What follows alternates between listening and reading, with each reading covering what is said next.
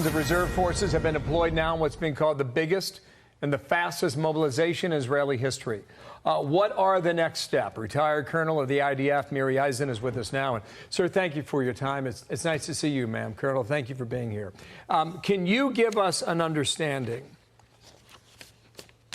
about what it's like to conduct a war in an area like the Gaza Strip?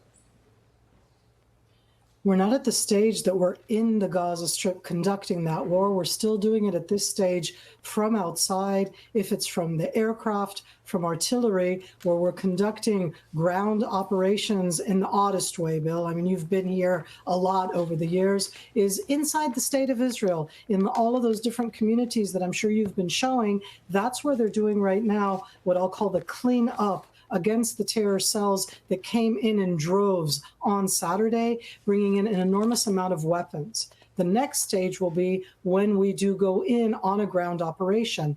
That is going to look as bad as it sounds, and there is no easy way. I very much agree with the person talking before that we have no choice.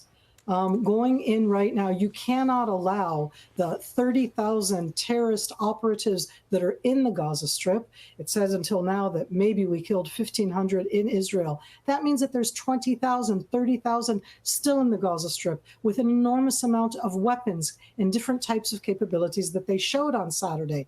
And to get to that, you have to do a ground operation at the price that it's going to take. They hide behind their own civilians. Colonel, this is Secretary Austin on having no conditions around the military equipment sent into Israel. Listen here.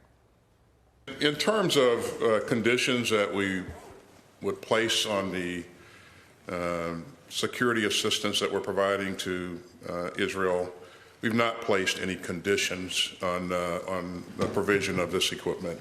This is a professional military led by professional leadership. These are going to be huge decisions in the days and weeks to come as to what exactly how we help Israel prepare, what we provide to them, how that is used. What does all of that look like, Colonel? When we're looking at it right now, I mean, the first thing is going to be to fill up what we need. For example, a lot more of the Iron Dome interceptors.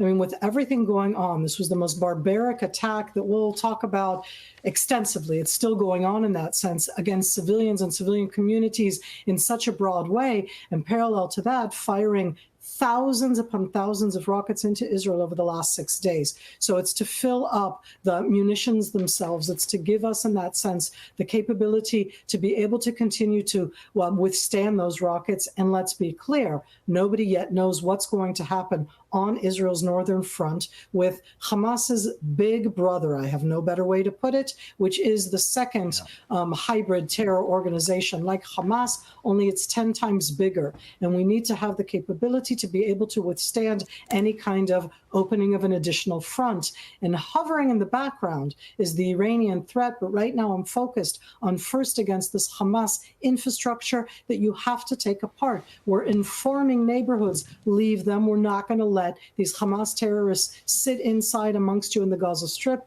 and we need the capabilities to be able to withstand the opening of a second front in the north by Hezbollah. All of these are things that the United States, what can I say? It's most amazing. For us, it's so strong. I'm sure you talked about this yesterday, but the only thing that brought a smile to Israeli faces yesterday after President Biden's speech, which was amazing, was the arrival of the aircraft carrier, because it makes us feel more secure, certainly when we're looking at the possibility of a northern front. Colonel, your Prime Minister, Benjamin Netanyahu, earlier today said Hamas must be eliminated. You know the history, you know your country, and you know what Hamas has just done.